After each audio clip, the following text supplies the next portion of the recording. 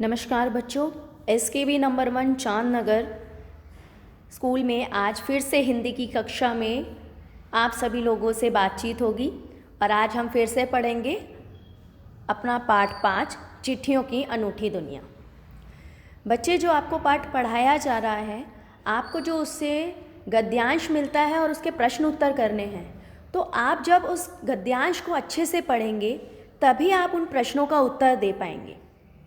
तो इसलिए ध्यान से हम पढ़ेंगे। तो चलिए देखते हैं आज हमारी वर्कशीट में क्या बताया गया है। आज हमारा कार्यपत्रक 13 है और हम पाठ को आगे बढ़ाते हैं। वास्तव में पत्र किसी दस्तावेज से कम नहीं है। पंत के 200 पत्र बच्चन के नाम और निराला के पत्र हमको लिखो है कहा, तथा पत्रों के आईने में दयानंद सरस्वती समेत कई पुस्तकें आपको मिल जाएंगी। कहा जाता है कि प्रेमचंद खास तौर पर नए लेखकों को बहुत प्रेरक जवाब देते थे तथा पत्रों के जवाब में वे बहुत मुस्तैद रहते थे। इसी प्रकार नेहरू और गांधी के लिखे गए रविंद्रनाथ टैगोर के पत्र भी बहुत प्रेरक हैं। महात्मा और कवि के नाम से महात्मा गांधी और रविंद्रनाथ टैगोर के बीच सन 1915 से 1941 के बीच के पत्राचार का संग्रह प्रकाशित हुआ है, जिसमें बहुत से नए तथ्यों और उनकी मनोदशा का लेखा-जोखा मिलता है। पत्र व्यवहार की परंपरा भारत में बहुत पुरानी है, पर इसका असली विकास आज़ादी के बाद ही हुआ। तमाम सरकारी विभागों की तुलना में सबसे ज़्यादा गुडविल डाक विभाग की ही है। इसकी एक खास वजह यह भी है कि यह लोगों को जोड़ने का काम करता है। घर घर में इसकी पहुंच है। संचार के तमाम उन्नत साधनों के बाद भी चिट्ठी पत्रों की हैसियत बरकरार है। शहरी इलाकों में आलीशान हवेलियों हो या फिर झोपड़पट्टियों में रह रहे लोग, दुर्गम जंगलों से घिरे गांव हो या फिर बर्फबारी के बीच जी रहे पहाड़ों के लोग, समुद्र तट पर रह रहे मछुआरे हों या रेगिस्तान की ढानियों में रह रहे लोग, आज भी खतों का ही सबसे अधिक बेसब्री से इंतज़ार होता है।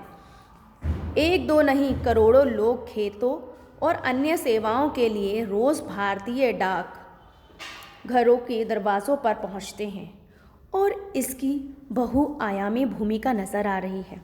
दूर देहात में लाखों गरीब घरों में चूल्हे मनी ऑर्डर अर्थव्यवस्था से ही चलते हैं।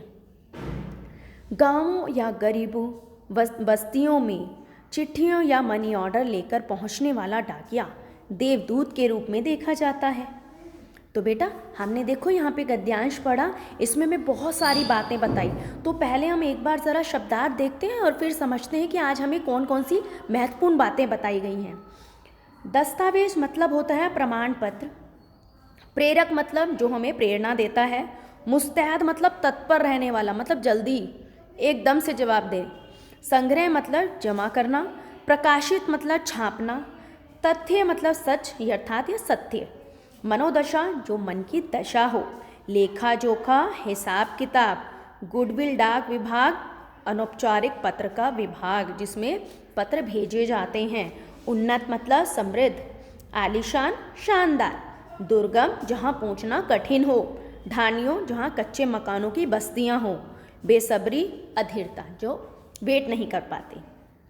तो बेटा, यहाँ पे इस वर्कशीट में आज हमें बहुत सारी बातें बताई कि भाई 200 पत्र, पंत के पत्र बच्चन के नाम भी लिखे गए, है ना, निराला जी का भी है, दयानंद सरस्वती जी का भी इसमें नाम लिया गया और प्रेमचंद का भी दिया कि नए लेखकों को वो प्रेरणा देते थे, मतलब उनका जवाब एकदम मुस्तैदी से देते थे, तो उनको प्रेरणा मिलती थी कि किस तरह से लेखन कला या पत्र कला को आगे बढ़ाना है। नेहरू जी और गांधी जी के पत्र, रविंद्रनाथ टैगोर के पत्र जो बताते थे कि उस समय में उनकी क्या मनोदशा, स्थितियाँ क्या चल रही थी, वे किस तरह की बातें आपस में करते थे, समाज में किस तरह की बातचीत थी। और उनका तो देखो लेखा जोखा प्रकाशित भी हुआ है ताकि हम सब जान सकें कि वो लोग किस तरह की बात करते थे। वो हमारे आदर्श ही तो है ना, हम उनसे बहुत सारी बातें हमने सीखी हैं। तो उनकी बातें, उनके विचार हमें उनके पत्रों से पता चलते थे। और आपने बताया, देखो गुडविल डाक विभाग जो बहुत ही अच्छी और महत्वपूर्ण भूमिका निभाता है दूसरों की तुलना में, क्योंकि संचार के जो साधन है वह चिट्ठी पत्र की हैसियत के बराबर है। जैसे मान लो इसमें दिया है आपको कि जहाँ पर चाहे वह बहुत बड़े आलीशान मकान हो, झोपड़पट्टी हो, जहाँ पर जाना कठिन हो, वह दुर्गम रास्ते हों, पहाड़ों के रास्ते हों, समुद्रों के रास्ते हों, पत्रों के द्वारा हम दूर दूर तक भी पहुँच सकते हैं। आपने आज भी देखा होगा, हम राखियाँ भेजते हैं ना, रक्षाबंधन पे कितने लोग डाकघर पे जाके राखियाँ भेजते हैं। क्या राखी आप फ़ोन और SMS से भेज सकते हो? नहीं ना। इसीलिए पत्रों का अपना ही महत्व है। आप डाक विभाग से जब आप पत्र भेजते हैं, उसमें राखी भेजते हैं, तो उसका एक अलग ही महत्व होता है। ठीक है, समझ आया आपको? तो चलिए, और यहाँ पे एक और चीज़ है कि गांव या गरीब बस्तियों में जो चिट्ठी और मनी ऑर्डर लेकर आता था ना, उस डाकिये को तो लोग देवदूत तक समझ लेते थे, क्योंकि वह अपने प्रियजनों का, उनके प्रियजनों का शुभ संदेश लेकर आता था। तो चलिए देखते हैं प्रश्न क्या हमें दिए गए हैं। इस गद्यांश में पत्र पर आधारित किन किन पुस्तकों का जिक्र किया गया है? तो बेटा देखिए, ऊपर हमें दिया है ना कि किस तरह से निराला के पत्र हमको लिखियो कहा, या पत्र के आईने में दयानंद सरस्वती, और पंत के 200 पत्र बच्चन के नाम। ये 3 तरह की हमें दिया है ना नाम, तो ये पुस्तकों के ही नाम हैं। चलिए नेक्स्ट क्वेश्चन, महात्मा और कवि नाम से किनके बीच पत्राचार संग्रह के रूप में प्रकाशित हुआ? यह पत्राचार कब प्रकाशित हुआ? तो देखिए क्या लिखा हुआ है, महात्मा और कवि के नाम से महात्मा गांधी रविंद्रनाथ टैगोर के बीच हुआ, और यह 1915 से 1941 तक के बीच पत्राचार संग्रह प्रकाशित हुआ।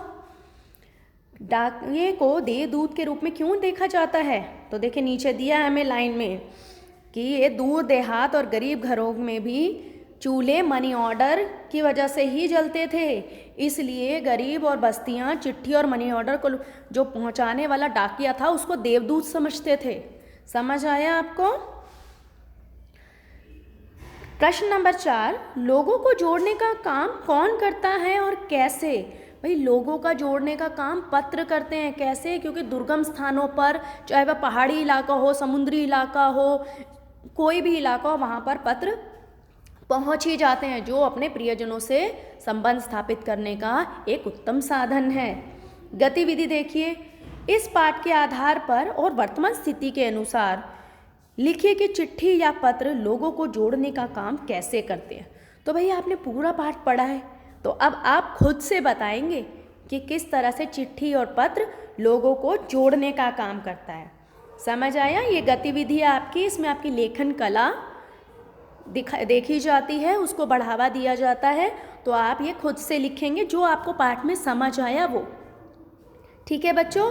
और एक और बहुत ज़रूरी बात कि आपने कोविड के जो ये समय चल रहा है उसमें अपना और अपने परिवार के लोगों का ध्यान रखना है, इसलिए 2 गज या 6 फीट की दूरी रखें, मास्क हमेशा पहने, हाथों को समय समय पर धोते रहें और लोगों से ज़्यादा पास आकर संपर्क में ना आए।